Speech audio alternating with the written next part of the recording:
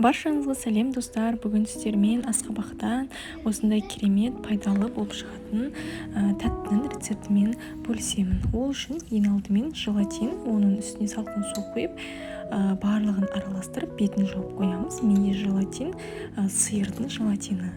Одан соң асқабағымызды сыртын ашып, осылай кішкене ғана бөліктерге бөліп, турап дайындап аламыз.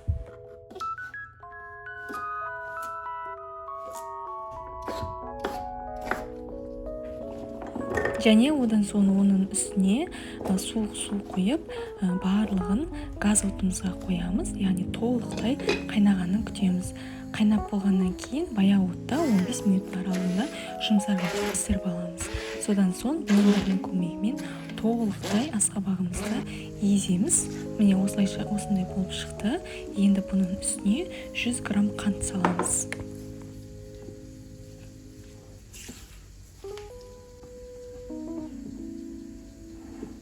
Жарты лимонның шырын сығып аламыз да, оны да жаңағы дайындап алған қоспамыздың үстіне құямыз.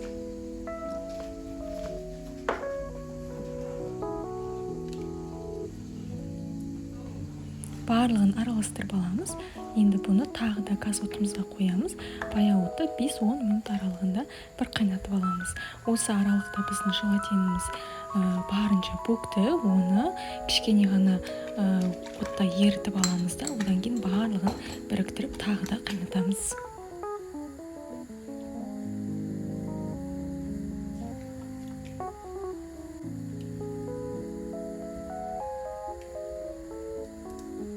Бес минут аралығында қайнатсақ та жеткілікті. Міне осы аралықта көбік шығады. Артық көбіктерінің барлығына тазартамыз да 5 минуттан соң газды сөндіреміз. Біздің формамызды толықтай жан-жағын және астын барлығын күнбағыс майымен майлап шығамыз.